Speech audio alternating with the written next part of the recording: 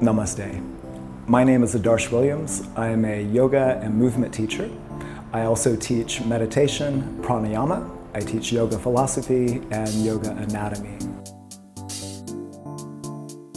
The best candidates for this training are going to be people who've already completed a 200-hour training.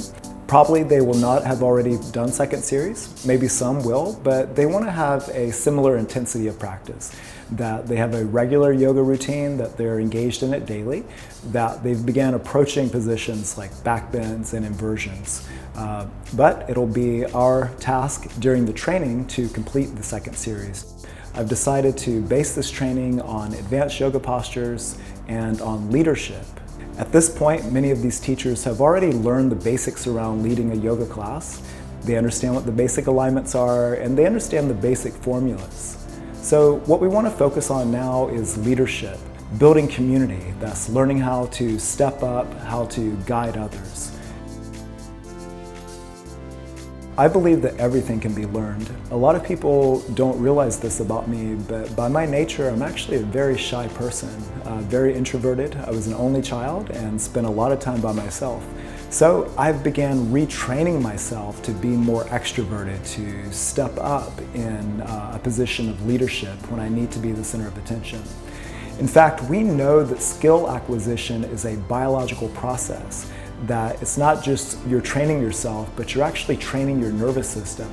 The nerve cells will begin getting wrapped with a protein called myelin, and that creates nerves that are very fast in their conducting properties. So if you tend to be a shy person or you tend to shy away from positions of leadership, you can begin to train that so it becomes more natural and more automatic. My teaching is really not about just teaching the asanas as they are. I'm more interested in teaching an approach to doing yoga. The idea is not about doing the poses perfectly, it's about learning how to approach those positions so that you can gradually make a progression.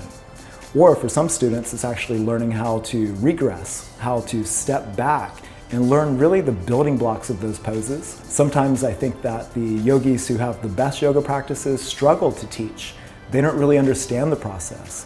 They have a hard time understanding when other people can't do something. I think that teacher will often say, why can't you do this, right? I can do it, why can't you?